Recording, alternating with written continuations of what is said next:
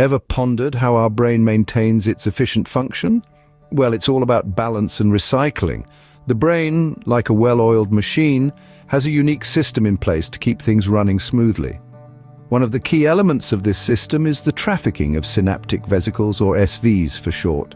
These tiny bubble-like structures are crucial for transmitting signals between neurons, the cells that make up your brain. But what happens when these SVs get old? Just like an old car, they can't run forever without a tune-up. That's where the brain's recycling system comes into play.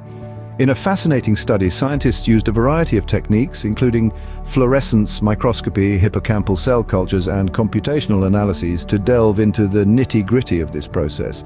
They discovered that these older SVs are transported back to the body of the neuron, or soma, for recycling. But here's where it gets interesting. The SVs don't all take the same route back to the soma. Some zip along a network of structures called microtubules, while others take a slower route, ambling along a network of structures known as the actin cytoskeleton. The faster vesicles are like express trains, using the microtubule network, while the slower ones are like local trains, using the actin network. This intricate system ensures that the brain maintains a balance between new and old vesicles, allowing for efficient neuronal function. But what determines which network the vesicles use? How do they decide to take the express or the local train? The brain's recycling system is a complex and efficient process. But what determines which network the vesicles use? That's where our next topic comes in.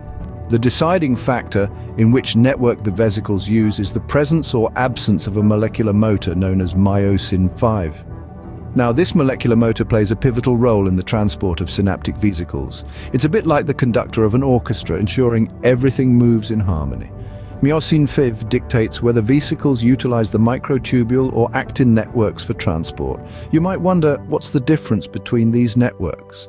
Well, the microtubule network is like the superhighway of the cell, allowing for fast and efficient transport, while the actin network is more like a local road, slower but still effective. When myosin 5 is present, the vesicles prefer the fast lane, utilizing the microtubule network. But in the absence of this molecular motor, they shift to the slower actin network. Now let's talk about the direction of traffic. We have two types of vesicle movement: retrograde, which is moving back to the cell body, and anterograde, moving away from it. Interestingly, retrograde-driven vesicles are less likely to be captured by neighboring presynapses compared to their anterograde counterparts. This little quirk plays a key role in maintaining balance within the brain's recycling system.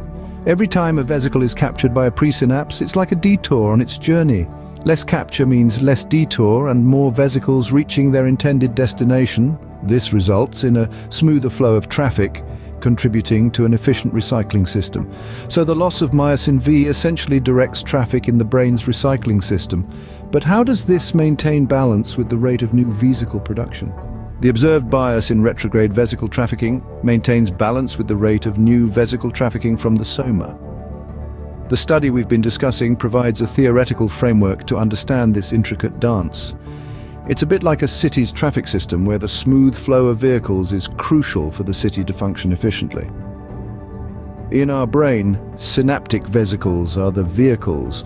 Some travel quickly using the microtubule network, while others take the scenic route along the actin network. This variation in speed and route is guided by the molecular motor myosin V. When this motor is lost, the vesicles choose their path differently, affecting the overall balance. But here's where it gets really interesting. The study found that vesicles moving retrograde or back to the soma are less likely to be captured by neighboring presynapses compared to those moving anterograde or away from the soma. This bias in vesicle trafficking helps maintain a balance with the rate of new vesicle creation from the soma. These findings give us a fresh perspective on how our brain functions. It's not just about the creation of new proteins, but also about the efficient recycling and turnover of older ones. The brain constantly maintains this balance, ensuring that things run smoothly. So our brain is essentially a master of recycling, maintaining balance and efficiency through a complex network of vesicle trafficking. To continuously be enlightened, like and subscribe.